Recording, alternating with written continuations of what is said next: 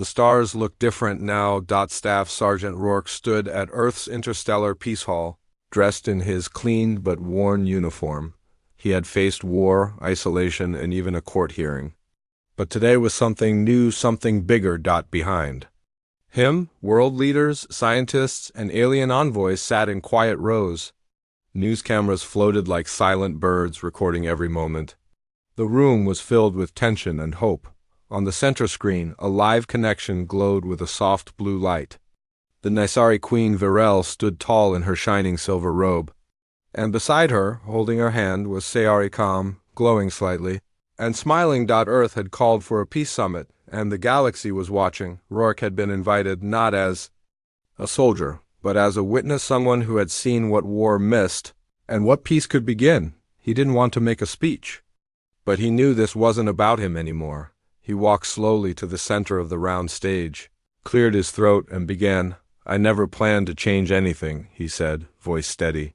"I was just trying to survive like everyone else." He looked at the queen on the screen. "Then I met a little girl who changed everything." The room was silent. She was lost, scared, and far from home, just like many of us have felt.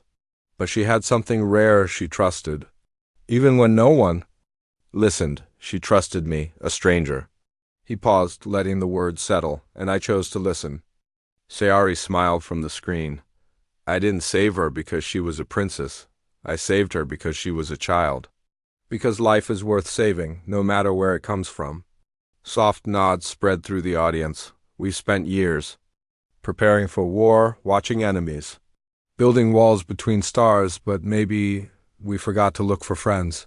He looked around the room at leaders and commanders who had lived through battles. "We say we're ready for peace, but peace doesn't start with treaties or ships. It starts with kindness, with listening, with one brave child asking for help and one soldier saying yes." Sayari's voice came through the speaker gently. "Rook, help me. I believe humans can be good." The crowd stirred. Her voice, clear, innocent, and honest, was stronger than any weapon. Queen Virel then spoke, her voice regal but warm. "My daughter carries the light of the ancients. She could have been taken, hidden, used, but she was protected not by her own people, but by yours." She paused. "The Nysari Empire recognizes the honor in that act. And we do not forget honor." Applause broke out in the room.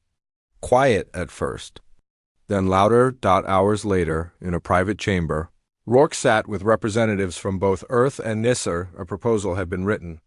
Not a treaty of war, but a cultural exchange pact. For the first time in history, humans would be allowed to visit the Nysari homeworld not as soldiers, but as guests. And in return, the Nysari would open their libraries, their music, and even their healing science to Earth scholars. It wasn't a full alliance. Not yet, but it was a beginning, and the galaxy noticed. Back at his old outpost, Rourke packed his gear. He wasn't being discharged, but his role was changing. He was no longer just a soldier. He was a bridge. As he placed Sayari's glowing stone safely in a small case, a new message arrived. It was from Queen Virel. "We are establishing a learning circle. Sayari wishes you to visit and help teach. If you agree, a ship will arrive in 4 days." Rourke smiled. He knew his answer. Already. 4 days later, a sleek silver ship descended onto the same field where his boots had once stood alone. This time, he walked toward it with purpose. The door opened, and Sayari ran down the ramp. "Rook!" He bent down and caught her in a hug. "You grew taller," he joked. She giggled. "I learned 2 more human jokes." "Oh no," he said, laughing. "Now I'm in real trouble." Queen Virel stepped down, nodding in greeting. "Welcome, Sergeant, or should I say, Ambassador." Rourke chuckled. "Let's not go too far." As they flew across the stars, Rourke looked out the window. Planets moved slowly. Stars blinked gently. The galaxy still had dangers. Still had pirates, fear, and shadows. But now, it also had something else. A new story, not of war, but of a soldier who listened, and a girl who believed. In the years that followed, Sayari became a powerful voice for unity between worlds.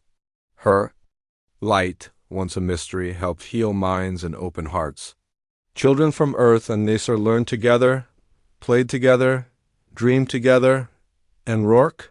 He stayed by her side as a guide, a protector, and a friend, not because he had to, but because the stars had given him something no battlefield ever had hope. In the gray halls of Earthfleet Command, a group of officers sat around a large screen. On that screen was the image of Staff Sergeant Rourke standing beside the alien child. Sayari, he crossed the border without permission, one admiral said. He interfered with alien royal affairs, added another. A third officer, younger than the rest, leaned forward. He saved a child, a royal one, and avoided a war. That quieted the room, but then Admiral Grant, the oldest among them, stood up. His voice was cold. That's not how politics works. The Nasari Empire has always been on edge with us. If this turns into a treaty, we lose the balance. Everyone looked at him. What do you mean? Someone asked. I mean, Grant said, if humans start becoming heroes on alien worlds, the rest of the galaxy might see us as something we are not ready to be.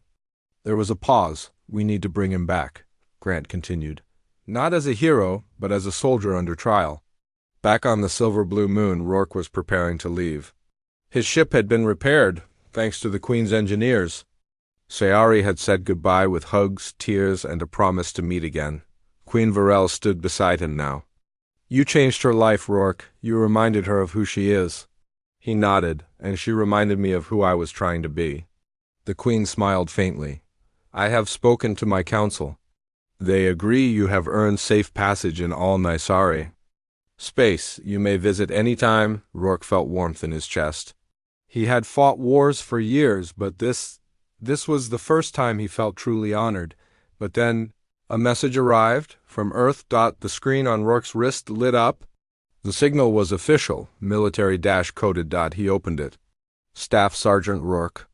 By order of Earthfleet Command, you are to return immediately for questioning regarding actions that may have violated interstellar protocol. Failure to comply will result in court-martial. Rourke stared at the message. Queen Varel read it too. They want to punish you? He nodded slowly. Looks like they're not happy I crossed the line. You crossed it for good? The Queen said firmly. Rourke gave a half-smile. Earth doesn't always see it that way. Sayari ran to him, holding a small glowing stone. Take this. It will keep you safe. Rourke knelt and took the stone gently. What is it? Sayari whispered. My light. His eyes softened. Thank you. He stood, turned to the Queen, and saluted her with respect. Then he boarded the Raven Light and took off. The journey back to Earth felt heavier than the journey away. Rourke had once left as a soldier following orders. Now he was returning as something else, a man who had broken rules, but maybe changed history. He didn't know what to expect. As he entered Earth's orbit, military ships guided him down. He didn't resist. He landed as told. A group of officers was already waiting for him. They didn't say, welcome. They didn't say, thank you. They only said, come with us. In a gray room with no windows, Rourke sat alone. 2 guards stood outside the door. After an hour, 3 officers walked in, Admiral Grant among them. Grant sat across from Rourke and placed a file on the table. You crossed into Nisari space. Yes. You made contact with their royal family. Yes, you returned. With no approval, no report, and no escort. Yes. Grant leaned forward. Do you understand how dangerous your actions were? Rourke looked him straight in the eyes. Yes, and I'd do it again. That surprised even the other officers. Grant narrowed his eyes. You're a soldier, Rourke, not a hero. You follow orders. Rourke didn't blink. I followed something more important. My duty to life? The room went quiet. Then Grant opened the file. You didn't just return with experience, you returned with data. Scans of ancient energy from the child. That kind of power isn't ours to control, Rourke interrupted. Grant stood. You're dismissed for now. We'll be watching. Outside, as Rourke stepped into the sun for the first time in weeks, someone approached him. It was Lena Shaw, a reporter for the Interplanetary News Network. You're the man who saved the alien princess, right? She asked. Rourke paused. I just helped a little girl find her way home, she smiled. Well, the galaxy is listening. He walked away slowly, thinking. Later that night he stood by a lake on Earth's surface. Alone, quiet, he took out Sayari's glowing stone. It pulsed softly in his hand. Suddenly the glow brightened. A soft hologram appeared. Sayari's face. She smiled. "Hi, Rook." His heart lifted. "I miss you," she said. "Mama says we'll see you again soon. I'm learning new songs." "And I remember your dog videos," Rourke laughed. The message continued. "You said we need peace." "I told Mama. She says maybe Earth can be our friend now." The hologram faded. Rourke looked at the stars. He didn't know what would happen next, but he knew something had changed. The message had been sent. The connection was clear. Sayari stood in front of the screen, her small hand reaching toward the image of her mother. Across the stars, Queen Varel was doing the same. For a moment, space didn't exist. Time stood still. It was just a mother and her daughter reunited through light and love. Rourke watched in silence. He didn't move. He didn't speak. He just let them have the moment. Then the Queen's voice came through again. "I see her. She is alive, safe. You kept her safe, human." Rourke replied calmly. "She found me. I just listened when no one else did." There was a pause. Then a soft reply, "Thank you." It was the first time a Nysari Royal had ever said those words to a human, but the peace didn't last long. A warning light flashed on Rourke's screen. Red dots, multiple ships, fast, approaching. Rourke leaned forward. Unmarked vessels. Not Nysari, not Earth. They're closing in. Queen Varel's voice sharpened. "Pirates." Sayari's eyes widened. "Bad men?" Rourke nodded. "Very bad."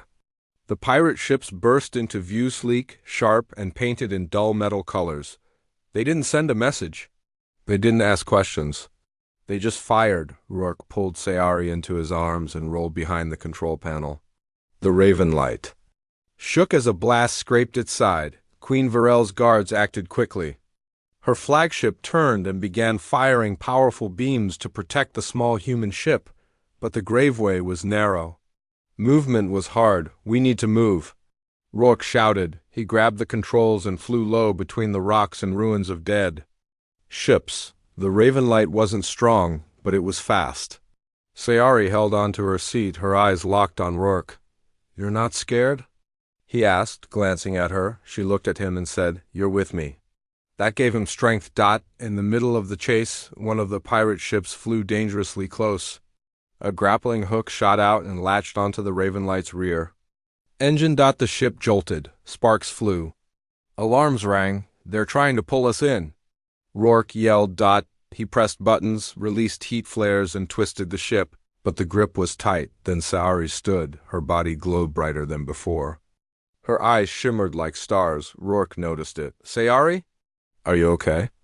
She didn't answer. She walked to the back window, placed her hand on the glass, and closed her eyes. Suddenly, a wave of blue light burst from her body, soft but strong. It pulsed outward, passing through metal and space. The pirate's hook broke apart. Their ship spun out of control, floating helplessly. "What was that?" Rourke whispered. Sayari turned, her glow fading. She was a little weak, but still standing. "I made them stop," she said quietly. Rourke was shocked. "How did you do that?" Sayari looked confused but calm. "Mama says I have the old light. I just remembered." On the Nysari flagship, Queen Varel had felt it too. "The child's powers are awakening," she whispered. "She's stronger than before." Her advisor spoke quickly. "She carries the ancient light of the Nysari suns. It's rare, pure. It hasn't been seen in generations." The Queen nodded slowly. "And the human brought it back." She looked at Rourke's ship on the screen. "He's not just protecting her, he's helping her grow." Rourke's ship, though damaged, was still flying. The pirates had been scattered. Some fled, some floated aimlessly. The path was clear again. Rourke turned toward Sayari. She was resting now, curled in a seat, but something had changed. She was no longer just a lost girl. She was powerful and still gentle. He sent another message to the Queen. "We need to meet somewhere safe, somewhere neutral." Queen Varel agreed.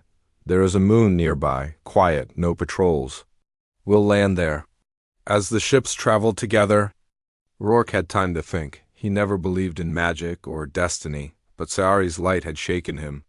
Not because it was powerful, but because it was used to protect, not harm. He saw something rare in her. Something Earth and Nisar both needed. Hope. A few hours later, both ships landed on the silver-blue surface of the moon. Rourke stepped out first, holding Sayari's hand. She looked nervous but excited. A few steps away, Queen Varel waited. Her guards stood around her, but she held her arms open. Sayari let go of Rourke's hand and ran. "Mom!" Varel bent down and caught her in a warm, trembling hug. The queen, proud and tall, had tears in her eyes. "My child." "You're really here." They held each other for a long time. Then Queen Varel looked at Rourke. Their eyes met. She walked forward slowly. Rourke stood still, unsure. She stopped in front of him and spoke softly. "You didn't just save her life. You helped her find her light again." Rourke nodded. "She helped me too." The queen paused. Then she placed her hand on his shoulder. "You are welcome in Nisari space, Sergeant Rourke." It was more than a thank you. It was an invitation. Abridged. As they prepared to leave the moon, Sayari ran back to Rourke and hugged him tightly. "Will I see you again?" Rourke smiled. "I'll visit. You'll show me your stars," she grinned. "And I'll show you my light." They laughed. In that small moment, a human soldier and an alien child had done something bigger than any weapon or war. They had built peace, together. Staff Sergeant David Rourke had flown many missions in his life, but none felt like this. His ship, the Ravenlight, was gliding through the Graveway, a long-forgotten path of old jump gates and dark tunnels. No patrols, no satellites, no communication. Just silence and floating wrecks from wars long gone. In the seat beside him sat Sayari, the little Nisari girl he had rescued. Her glowing eyes watched the stars outside. She was calm now, no longer afraid. They had been flying for hours.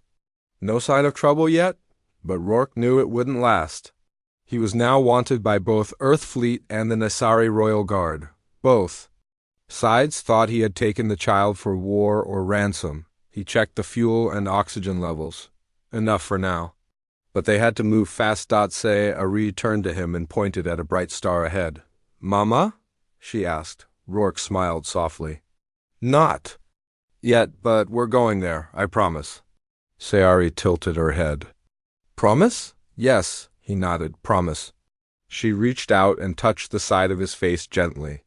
Her fingers were cool and light, like snow.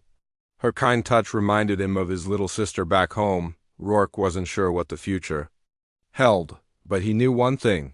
He had to keep his word. In the main Nisari flagship, Queen Varel stood before a circle of light. It showed the galaxy's many paths, but her focus was on one, the Graveway, old, forgotten, dangerous. She narrowed her eyes. "That is where he's hiding," her top advisor frowned. "Your Majesty, that route is unstable. Not even our scouts return from it." But Varel felt something in her heart. Sayari was alive. She was afraid, but not alone. She was feeling safe. "Prepare the Starflower," the Queen said. "I will go myself." Back in the Ravenlight, Rourke was showing Sayari old videos. From Earth, he thought it might calm her during the long travel. One video showed a little girl holding a pet puppy. Sayari's eyes lit up. "What is that?" "That?" Rourke smiled. "That's a dog." "A small animal? They live with humans," Sayari giggled. "Soft?" "Yes, very soft." She leaned against him and whispered, "Rook soft." He chuckled. "Not many people say that." Then Sayari sat up and touched her forehead. Her eyes closed. Rourke watched silently. Something was happening. A faint light glowed from her skin. Then she opened her eyes and whispered, "I feel Mama. She is looking." Rourke's heart skipped a beat. "She's reaching for you?" Sayari nodded. "But something is blocking." He didn't know what that meant, but it sounded bad. Before he could ask more, the ship's alarm beeped. A red dot appeared on the radar. Someone was following them. Rourke turned off all lights and slowed the ship. The Graveway was full of broken things, dead ships, old satellites, floating dust. He used them to hide. Through the window, Sayari saw a large ship pass by. It had no flags, no ID, not Nasari. Not human. Pirates. Rourke whispered, stay quiet. The pirate ship scanned the area but didn't stop. After a long few minutes, it disappeared into the dark. Rourke let out a slow breath. That was close. Sayari climbed into his lap and hugged him. Rook brave. He held her gently. Only because I have to be. Later, they reached an old station floating near a broken jump gate. Rourke needed supplies, just enough food and oxygen to make it to Naisari. Space, he docked carefully. The station had no guards, just old robots and vending machines. Sayari stayed hidden while he grabbed what he could. When he returned, she was humming softly, a melody he didn't know. It was calming, peaceful. What song is that? He asked as she held the crystal near her heart. Mama's song, he nodded. It's beautiful. That night, or what felt like night, Sayari had a dream. In her sleep, she whispered, Rook, don't go. He stayed awake, sitting beside her, guarding her dreams. Stars moved quietly outside. The ship hummed softly. Rourke had seen so much war in his life, so much hate. But this small girl so full of hope had reminded him why. He became a soldier in the first place. To protect, not destroy. Elsewhere, Queen Varel's ship entered the Graveway. It was larger, more powerful, and filled with Naisari guards. The queen stood near the ship's window, her hands behind her back. She whispered, My daughter, I'm coming. Suddenly, her second officer turned. We found the human ship. He's nearby, her heart raced. She sent a message. To the human vessel, this is Queen Varel of the Naisari Empire. If you have Sayari, speak now. If you mean harm, know that I will show no mercy. Rourke's ship picked up the message instantly. He looked at Sayari. That's her, your mom. Sayari gasped and jumped up. Mama! But Rourke held her back gently. We have to be careful. She doesn't know me. He turned on the mic. This is Sergeant Rourke of Earthfleet, he said calmly. Sayari is safe. I found her. I didn't take her. I just want to bring her home. There was silence on the line. Then a voice came through. Soft, yet powerful. Let me see her. Sayari stood in front of the screen. Mama, the queen's eyes filled with light. My child, it's really you. Tears fell. Even Rourke felt his throat tighten. He had done the impossible, but it wasn't over yet. Inside his quiet ship, Staff Sergeant David Rourke sat across from the alien girl he had just rescued. She was small, glowing softly in the dim light. Her eyes, wide and full of questions, looked at everything around her with fear and wonder. Her name was Sayari Das. She hadn't spoken much since he pulled her from the wreckage. She held a round silver stone in her tiny, handsome kind of memory crystal and kept it close to her heart. Rourke had no idea how to talk to a Naisari child. But he tried anyway. You're safe now, he said gently, kneeling beside her. My name is Rourke. I'm from Earth. Sayari didn't understand all his words. But his voice was calm, warm, kind. She didn't move away. The ship's medical scanner beeped. She was tired, dehydrated, but not hurt. Rourke brought her water in a small bottle. At first, she hesitated. Then, slowly, she drank. Her face relaxed. Her breathing slowed. She was beginning to trust him, but outside the ship, the galaxy was changing, across the stars. Deep inside the grand chambers of the Naisari royal fleet, Queen Varel stood still. Her long, crystal blue robes flowed behind her. Her eyes, sharp and ancient, stared at a screen filled with static. Then a sound broke through, a voice. Tiny, soft, and filled with longing. Mom. I want to go home. Queen gasped. That voice, that heartbeat, that energy. It was Sayari's, her daughter. Lost for 3 years. Alive. The queen didn't speak. She simply placed her hand over her heart. The royal guards stepped back in silence. The whole chamber held its breath. Her daughter was out there, but she was with a human, and no one knew why. Back on the patrol ship, Rourke was trying to figure things out.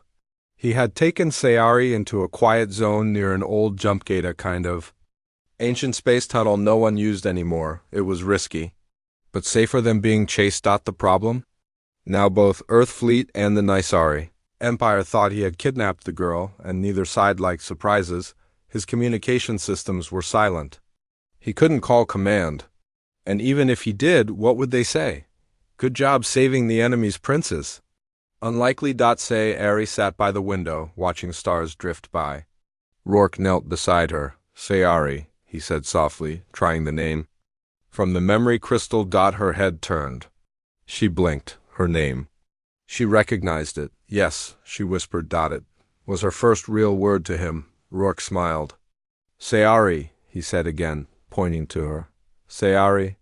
She touched her chest. Say Ari, she repeated. He pointed to himself. Rourke. She tilted her head, then smiled a little. Rook. Close enough. A soft laugh escaped Rourke's lips. It was the first time he had laughed in months. Later, Sayari showed him the memory crystal. When he activated it, a soft image floated in the air. Queen Virel, holding a baby Sayari, singing in a strange, melodic language. Sayari reached for the image, tears forming in her eyes. Rourke understood. She's your mom, he said. Sayari nodded. He couldn't imagine what she had gone through. Lost in a pod for years, alone, afraid, holding on to a recording of her mother to stay sane, he looked at the map. He had to get her home. But how? The Nesari were watching every gate. The humans wouldn't help. The only option was a hidden route, known as the Graveway, a secret chain of forgotten tunnels and derelict. JUMPGATs dulled, broken, dangerous, but invisible to most scanners. He had flown it once. Years ago, during a scouting mission. He could do it again. He entered the course into the ship's system. Sayari looked at him, unsure. Home, Rourke said gently. I'll take you to her. She reached out her hand and placed it on his chest. Rook? Good, he didn't reply. He just nodded. He would keep his promise. Meanwhile, Queen Virel prepared her fastest ship. She would not sit and wait. If her daughter was alive, she would go herself. And if this human had taken her, she would demand answers, but deep down, she felt something strange, a sense of peace coming from Sayari's mind. Nasari children could connect with their parents across light years, through emotions. It wasn't a clear message. Just a feeling, and what she felt was not fear. It was safety, she whispered to the stars. Who are you, human? Back in the ship, Sayari was asleep, curled up in a blanket. The silver crystal pulsed slowly beside her. Rourke watched her sleep. One hand near the controls, the other resting near her. He had disobeyed direct orders. He had gone into forbidden space. He had rescued the daughter of a queen, and now? Now, he was racing through broken tunnels, with a child who barely knew him but trusted him. Completely. He didn't know what tomorrow would bring, but he knew this. He would not let her down. In the far reaches of space, where stars glowed like lonely candles, a man sat quietly in his small patrol ship. His name was Staff Sergeant David Rourke, a soldier of Earth's Galactic Peace Fleet. He had seen many battles, many losses, and many lies, but today something felt different. The Korath Nebula was silent. The mission was simple: scan the wreckage from an old Naisari Earth battle, report any movement, then return. No talking. No helping, just observe and leave. Orders were clear, but then something broke the silence. A faint sound crackled through. The ship's comes. Rourke paused. He leaned closer. The sound repeated, soft, broken, and full of fear. Mama, I'm here, don't leave me, He blinked. Was it real? A glitch? He played the signal again. This time it was clearer. A young voice. Not human, not quite alien either. Somewhere in between. Sad, trembling, alone, Rourke checked the source. It came from deep within the wreck field. No other ships nearby? Just drifting metal, old war dust, and dead satellites. He called command. This is Patrol Eco 4, picking up a distress signal childlike in nature. The reply was cold and fast. Ignore it. No rescue ops. Naisari space is off limits. Return. To route. He sat back. That was that.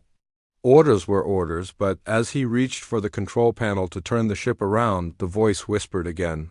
Please. I'm scared, I want my mom, Rourke froze. He could feel it now, not just the words, but the emotion behind them. Real fear. Real pain, not a trap. Not a trick. He looked at the photo stuck to his dashboard, his little sister back on Earth. Smiling with missing teeth, holding a stuffed lion. Her voice once sounded like that when she was lost at the mall, helpless, afraid, waiting for someone to come. His hand moved on its own. He turned off the coms and powered up the thrusters. Command. I'm experiencing scanner interference. Requesting deeper sweep, he lied. He didn't wait for approval. His small ship slid through broken hulls, cracked engines, and floating debris. The light from nearby stars filtered through purple and blue clouds, making the wreckage look like a graveyard dressed in silk. Then he saw it, a small silver pod, half crushed, barely blinking. The distress beacon was weak. Radiation levels were rising. The pod wouldn't last long. Inside, he saw her, a child, glowing slightly, skin like glass with stars inside. Big, frightened eyes. A Nisari girl. She looked up and flinched when she saw him. Her small hands covered her face. It's okay, Rourke said softly through the intercom. I'm not going to hurt you. She didn't understand the words, but she felt the tone, kind, gentle, not like the voices from war. He opened the pod's emergency hatch carefully. The girl didn't move. He reached out slowly, showing her he had no weapons drawn. Just his hand, open, waiting. She looked at him again, confused and scared. But something in her heart recognized something in his. She reached back, the moment their hands touched. Rourke felt a pulse, not pain, but something warm, like trust, like connection. He pulled her into the ship and wrapped her in a thermal blanket. She was trembling, tired, but alive. Got you, he whispered. Back on his ship, alerts started flashing. Command had picked up the unauthorized rescue. They were sending a recall. Worse, the Nisari Royal Guard had noticed the same signal and now believed a human had stolen a royal child, because that's who she was. Sayari, youngest daughter of Queen Varel of the Nisari Empire, lost during the final evacuation of a destroyed colony 3 years ago. Thought dead. Now found. Now in the arms of a human soldier. Rourke looked at the girl. She curled up beside him, her tiny hand still holding his sleeve, like she was afraid he might vanish.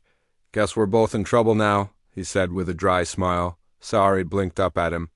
Her voice was weak, but it came again. Mom. I want to go home. Rourke didn't know how to respond. He wasn't a hero.